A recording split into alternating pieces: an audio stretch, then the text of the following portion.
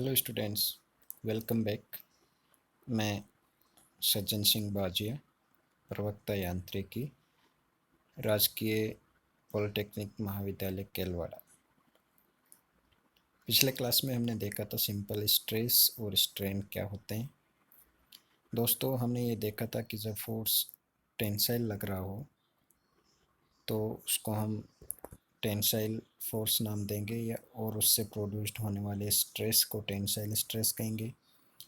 जब force compressive लग रहा हो तो उसको नाम हम देंगे कंप्रेसिव फोर्स। कंप्रेसिव मतलब वो फोर्स जो दबाव बनाने वाला फोर्स हो, तो उसको नाम देंगे हम कंप्रेसिव फोर्स। और उसके थ्रू या उसके द्वारा जो स्ट्रेस जो डेवलप होता है उसको हमने नाम दिया था कंप्रेसिव स्ट्रेन। सिमिलरली जो स्ट्रेन थे उनको भी हमने नाम दिए थे टेंसाइल स्ट्रेन और कंप्रेसिव स्ट्रेन। मैंने साथ ही आपको ये भी बताया था कि स्ट्रेन को हम डिफाइन करेंगे change in length divide by original length, या यूँ कहें कि change in length for unit length of the object. ऐसे ही हमने स्ट्रेस को डिफाइन किया था ऑपोजिंग और रेजिस्टिंग फोर्स और internal force divide by cross sectional area of the member. दोस्तों, यहाँ पे हमने दो तरह के फोर्स देखे, टेंसाइल फोर्स और कंप्रेसिव फोर्स। मैं चाहता हूँ कि जितने तरह के जो फोर्स होते हैं उनकी जानकारी हम यहीं पर ले लें, ताकि हमको आसान होगा आगे के आने वाले स्ट्रेसेस को समझने के लिए। आपका स्पेशल अटेंशन मैं चाहते हुए आपसे रिक्वेस्ट करूँगा कि आप ध्यान से सुनिए। यदि आपने एक बॉलीवुड की एक मूवी है द गब्बर इज़ बैक, और I think Gabbar is back और द गब्बर इज़ बैक, ऐसा कुछ नाम है। उसमें अक्षय कुमार हीरो रहते हैं। तो अक्षय कुमार जब अपनी यूनिवर्सिटी में क्लास लेते हैं बच्चों के, तो वो बताते हैं कि फोर्स कितने तरह के होते हैं। मूवी का एग्जांपल मैंने आपको जस्ट अटेंशन उस तरफ ले जाने के लिए दिया, बाकी आप समझिए मैं जो आपको बता रहा हूँ। तो अक्षय कुमार उस मूवी में बताते हैं कि फोर्स जो है वो 5 तरह के होते हैं। पहला फोर्स खींचने वाला, तो ये आप भी जानते हैं, खींचने वाला फोर्स हम ऑलरेडी पढ़ चुके हैं। उसको क्या नाम दिया हमने? Tensile force. तो याद रखिएगा, फोर्स खींचने वाला। दूसरा फोर्स दबाने वाला, तो खींचने वाले को नाम दिया हमने टेंसाइल फोर्स, तो दबाने वाले को क्या नाम देंगे? Compressive force. सो पहला खींचना, दूसरा दबाना, तीसरा काटना, काटने वाला फोर्स। सो माय डियर, काटने वाले फोर्स को हम नाम देंगे शेयर, जो अभी आपको स्क्रीन पे दिख रहा है 1.4.3 शेयर स्ट्रेस। सो स्ट्रेस क्या है वो तो हम जानते हैं, लेकिन पहले जो फोर्स जो है जिसकी वजह से ये शेयर स्ट्रेस आता है, तो वो फोर्स कौन सा होगा? Shear force. सो शेयर फोर्स कौन सा होगा? काटने वाला। दो तरह के फोर्स होते हैं। एक है मोड़ने वाला फोर्स, दूसरा है मरोड़ने वाला फोर्स। जैसे आपके पास एक वायर है, तो वायर को आप मोड़ सकते हैं और मरोड़ सकते हैं। किसी का हाथ आप मोड़ सकते हैं, मरोड़ सकते हैं। कहते हैं ना, मेरा हाथ मरोड़ दिया। सो मरोड़ना इज डिफरेंट और मोड़ना इज डिफरेंट। मोड़ने को इंग्लिश में हम बोलते हैं बेंडिंग, बेंड करना। मरोड़ने को इंग्लिश में हम बोलते हैं twisting, TWIST, twisting. So my dear, आपको मैंने अभी जो फोर्स बताए 5 तरह के, उन फोर्सेस की वजह से 5 तरह की स्ट्रेसेस आएंगी, और उन 5 तरह की स्ट्रेसेस की वजह से 5 तरह की स्ट्रेंस रहेंगी। ठीक है। सो आपको ध्यान रखना है यहाँ पे कौन से 5 तरह के फोर्स हैं: खींचना, दबाना, काटना, मोड़ना, मरोड़ना। एक बार दोबारा बोल देता हूँ: खींचना, दबाना, काटना, मोड़ना, मरोड़ना। अंग्रेजी में बोलेंगे tensile force, compressive force, shear force, bending force, twisting force. याद रहे, मोड़ने वाले फोर्स को इंग्लिश में बोलते हैं बेंडिंग फोर्स, बेंड बेंड करना, बेंडिंग। और मरोड़ने वाले को बोलते हैं twisting, twisting force. So my dear, हमने देखा किस तरह से टेंसाइल फोर्स लगता है। एक बार मैं यहाँ पर इस स्क्रीन पे थोड़ा सा और जो है बना करके बता देता हूँ। देखिए, इस ऑब्जेक्ट के ऊपर जो फोर्स लग रहा है अभी, ये कौन सा फोर्स है? ये खींचने वाला, ठीक है। इसी पर यदि मैं ये फोर्स इस तरह से लगा दूं, इस तरह से इनका एरो यदि इस तरह से कर दूं, तो ये कौन सा फोर्स हो गया? दबाने वाला। इसी पर यदि ये फोर्स मैं इस तरह से लगाऊं, यहाँ पर इधर से ऐसे और ऊपर से ऐसे, ठीक है। कोई एक क्रॉस सेक्शन जो है, उस क्रॉस सेक्शन के एक तरफ ऊपर और नीचे की तरफ उस क्रॉस सेक्शन के दूसरी तरफ। तो ये आप देखिए, जब ये जो फोर्स लगा रहा हूँ, ये यदि एक ही लाइन में दोनों होते तो इसको नाम देते हैं हम कंप्रेसिव, दबाने वाला। लेकिन अभी ये दबाने वाला नहीं रहा। देखिए यहाँ मैं एक बार दोबारा बना देता हूँ, लेकिन ये दबाने वाला नहीं रहा अभी, ये देखिए, ठीक है।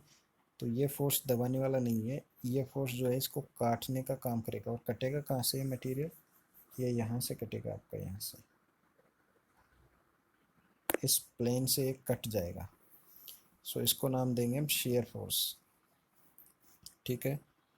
ऐसे ही बेंडिंग वाला, जैसे मैंने इसको ऐसे लगाया और इसको ऐसे, ठीक है। दोनों को दोनों हाथों में पकड़ के इसको मोड़ दिया, मरोड़ा नहीं, मोड़ा है, बेंडिंग, बेंड किया है। So this is bending. And last मरोड़ने वाला। सो मरोड़ने वाला इज समथिंग लाइक दिस। यदि यहाँ से इस तरह से मरोड़ा और यहाँ से इस तरह से मरोड़ा, ओके। सो 5 तरह के फोर्स मैंने आपको बताए।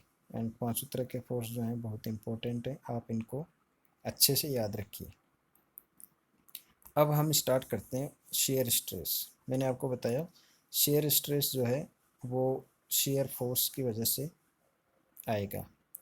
यहाँ पर एक और मैं जनरल क्लासिफिकेशन करना चाहता हूँ, एक और मैं शब्द यूज करना चाहता हूँ यहाँ पे, वो है नॉर्मल फोर्स। माय डियर, एक क्रॉस सेक्शन में बनाता हूँ किसी मेंबर का, आप ध्यान से थोड़ा देखिएगा इसको।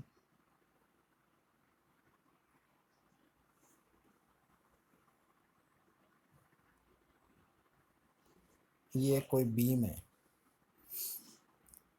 इसका क्रॉस सेक्शन कैसा है? इसका क्रॉस सेक्शन जो है वो आपको यहाँ दिख रहा होगा, ये इसका क्रॉस सेक्शन है।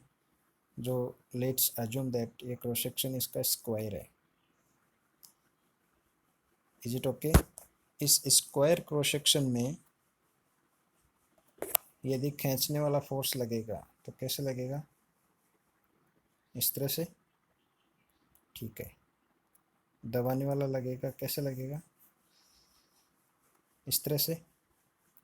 सो आप देखिए, देखें तो दोनों ही फोर्स जो हैं वो क्रॉस सेक्शन के परपेंडिकुलर, यानी जो क्रॉस सेक्शन जो है आपका उसके नॉर्मल डायरेक्शन में लग रहे हैं। तो इसको मैं क्या नाम दूंगा? Normal force. दोनों ही नॉर्मल हैं। हालांकि नॉर्मल फोर्स कौन सा, जब ये मुझे स्पेसिफाई करना पड़ेगा तो मैं स्पेसिफाई करूंगा कि नॉर्मल फोर्स टेंशन वाला या नॉर्मल फोर्स कंप्रेसिव वाला, लेकिन हैं दोनों ही नॉर्मल। एक और तीसरा मोड़ने वाला जो फोर्स है ना, बेंडिंग वाला, वो भी मैं यहाँ बनाता हूँ। देखिए, बेंडिंग वाला जो फोर्स है वो भी इसके क्रॉस सेक्शन के नॉर्मल ही लगता है, क्योंकि जब मैं फोर्स यहाँ ऐसे लगाऊंगा, ठीक है, इस फोर्स की वजह से इसका क्रॉस सेक्शन, इस ये जो बीम है वो कैसी हो जाएगी, थोड़ा सा दोबारा बना के मैं आपको दिखाता हूँ। उस फोर्स की वजह से वो बीम कैसे हो जाएगी? इस तरह से बेंड हो जाएगी ना, ठीक है। और यहाँ पे वो फोर्स इस तरह से लग रहा है, इस तरह से।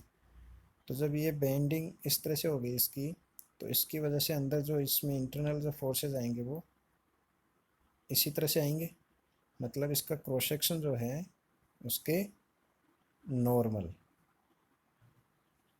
सो बेंडिंग वाला भी नॉर्मल फोर्स होता है। आपने बहुत ध्यान से सुना होगा, 5 तरह के जो फोर्स थे उसमें से 3 फोर्स जो हैं वो नॉर्मल फोर्स लगते हैं, एक्चुअली में नॉर्मली लगते हैं। वो किसके? क्रॉस सेक्शन के। कौन से? टेंसाइल वाला, कंप्रेसिव वाला और मोड़ने वाला यानी बेंडिंग वाला। अभी बचे हुए 2 की बात करते हैं। उसके लिए मैं एक बार क्रॉस सेक्शन दोबारा बना लेता हूँ।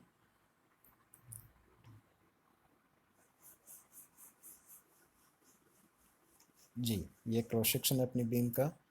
अब शेयर वाला जो फोर्स लगता है, शेयर वाला फोर्स कैसे लगता है? जैसे ये क्रॉस सेक्शन है तो इस क्रॉस सेक्शन के इस तरह से लगता है, मतलब इस क्रॉस सेक्शन के पैरेलल लगता है, इसी प्लेन में लगता है, इसी प्लेन में शेयर वाला फोर्स। Is it okay? और जो दूसरा फोर्स है, जो लास्ट वाला बच गया, कौन सा? ट्विस्ट करने वाला, जिसको ऐसे हम ट्विस्ट करते हैं, तो वो भी ऐसे ट्विस्ट करने वाला भी इसी प्लेन के अंदर ही लगता है। तो मैं कहना चाहूँगा ब्रॉडली, यदि मुझे क्लासीफाई करना पड़े तो मैं 2 कैटेगरी में फोर्सेस को क्लासीफाई करूँगा। कौन सी 2 कैटेगरी हैं? पहली नॉर्मल वाली,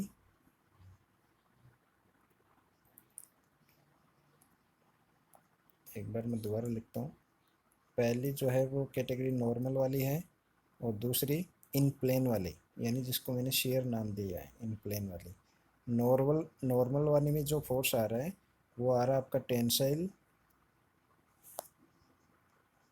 टेंसाइल, कंप्रेसिव एंड बेंडिंग।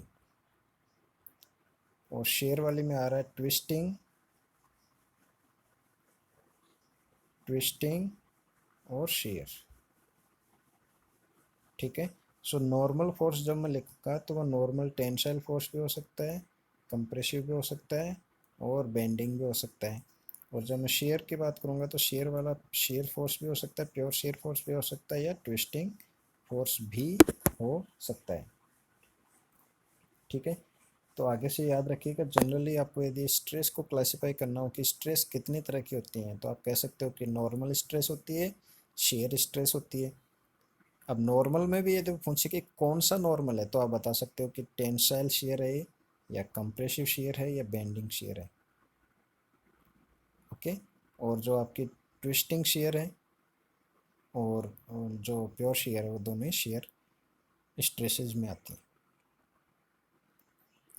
अब हम शेयर स्ट्रेस की डेफिनेशन यहाँ देख लेते हैं। अब आप आसानी से इस चीज़ को समझ सकते हैं। The stress induced in a body when subjected to two equal and opposite force which are acting tangentially across the resisting section, मतलब क्रॉस सेक्शन के टेंजेंट यानी पैरेलल, और उसी प्लेन से पास होती हुई यदि 2 इक्वल फोर्सेस लगते हैं, इक्वल एंड अपोजिट फोर्स लगते हैं, तो वो किस तरह के फोर्स में जो है उनका एक्शन आएगा? वो रहेगा शेयर फोर्स। इसमें लिखा है which the body tends to shear off. Shear का मतलब एक्चुअली हिंदी में होता है काटना, मतलब जिसकी वजह से उस क्रॉस सेक्शन से बॉडी कटने की टेंडेंसी में रहेगी, is known as shear stress. The corresponding strain is known as shear strain. The shear strain is the stress which acts the shear stress is the stress which acts tangential to the area, ये हमने देख लिया है। लेकिन यहाँ पर मैं shear strain का आपको जो है वो फॉर्मूला बताना चाहूँगा, क्योंकि नॉर्मल स्ट्रेस का फॉर्मूला हमने देख लिया है और नॉर्मल स्ट्रेन का फॉर्मूला भी हमने देख लिया है। तो ये शब्द जो नॉर्मल वाला जो था ना, वो मुझे इंट्रोड्यूस करना थोड़ा ज़रूरी था, क्योंकि नॉर्मल के केस में पी बाई ए हो जाता है नहीं, और नॉर्मल स्ट्रेन के केस में हो जाएगा डेल्टा एल अपॉन एल। लेकिन शेयर स्ट्रेन के केस में ऐसा नहीं है। आप देखिए इसको,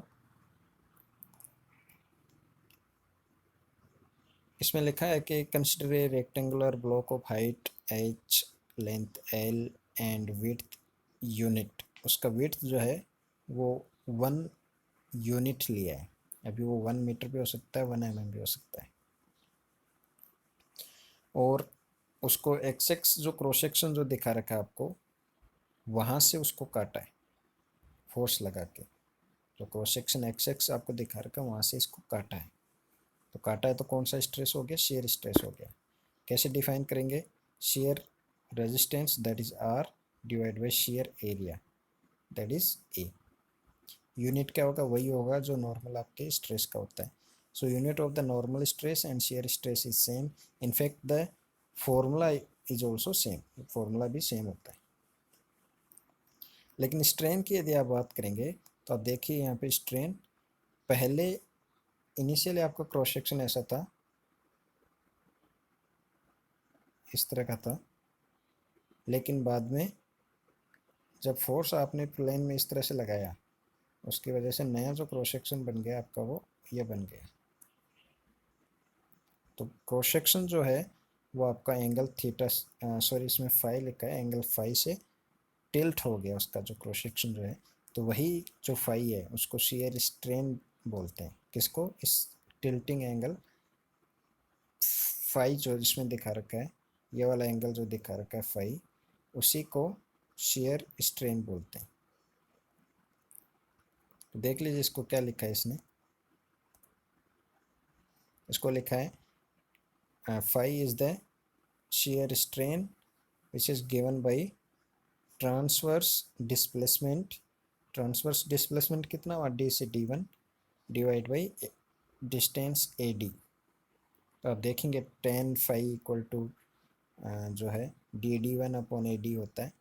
and when angle is very small so tan phi can be written as phi। सो phi equal to dd1 upon ad। तो ये फॉर्मूला जो है आपको शेयर स्ट्रेन का याद रखना है। Okay, so what is the unit of shear strain? Degree. Unit of the shear strain is degree because ये angle है ना, phi is the angle. Is it okay?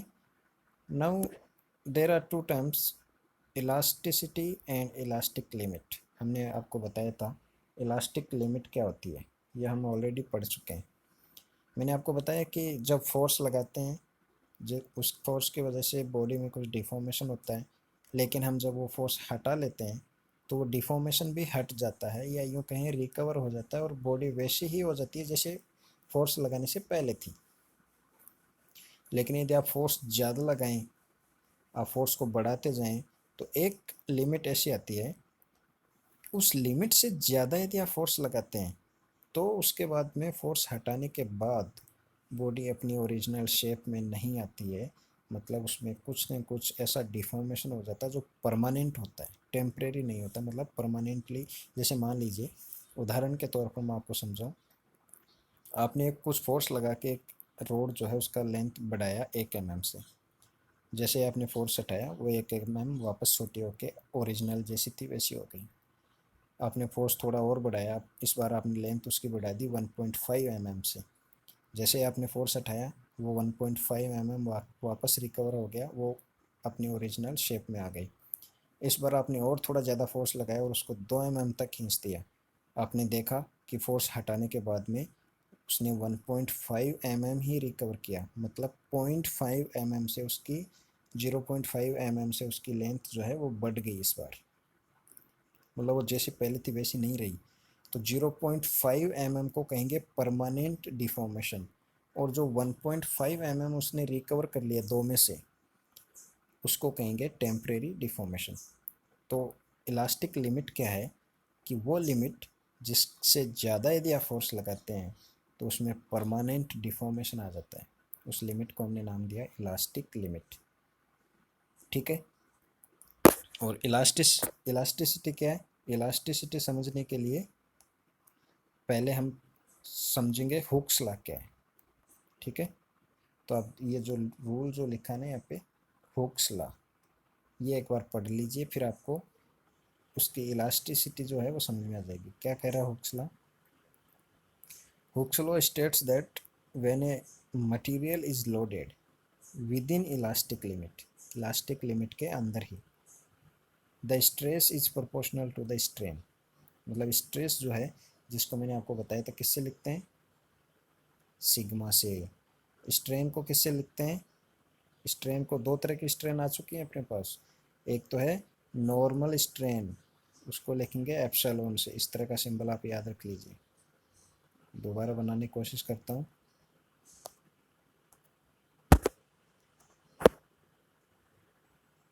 इस तरह से करके, इस तरह से।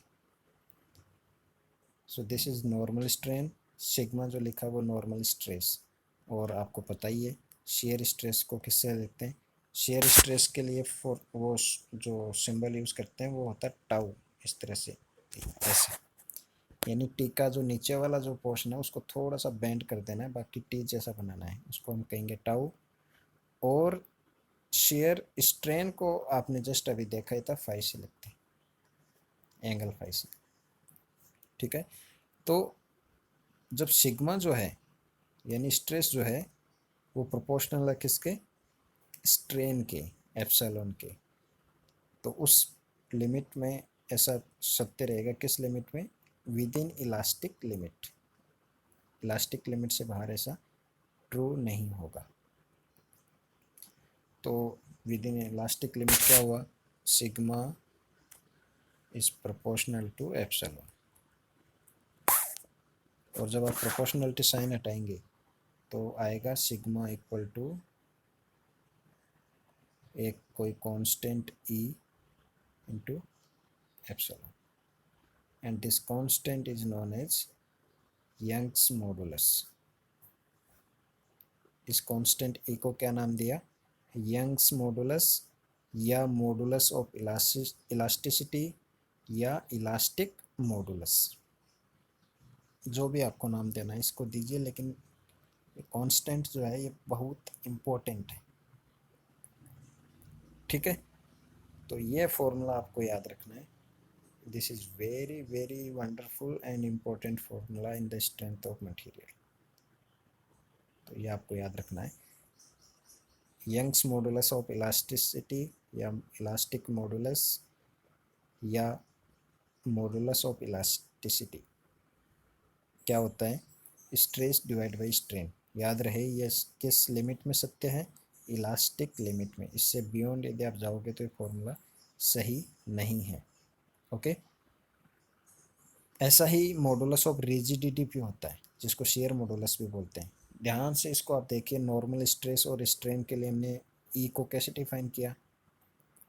Normal stress divide by strain, ऐसे डिफाइन किया ना। ऐसे ही जो यंग्स मॉडुलस, सॉरी, जो मॉडुलस ऑफ रिजिडिटी जो है, जी से इसको लिखेंगे, जी। इसको कैसे डिफाइन करेंगे? नॉर्मल स्ट्रेस की जगह shear stress, that is tau, divide by normal strain, epsilon की जगह शेयर स्ट्रेन। कैसे लिखते हैं शेयर स्ट्रेन को? बताइए। फाई से, एंगल फाई से। So tau divide by phi, तो वही यहाँ पर लिखा है। So G equal to tau, that is shear stress, divide by phi shear strain. So आज हम इतना ही पढ़ेंगे इस लेक्चर में। अगला हम लेक्चर जो है वो फैक्टर ऑफ सेफ्टी से स्टार्ट करेंगे। Okay. So thank you so much, have a good day.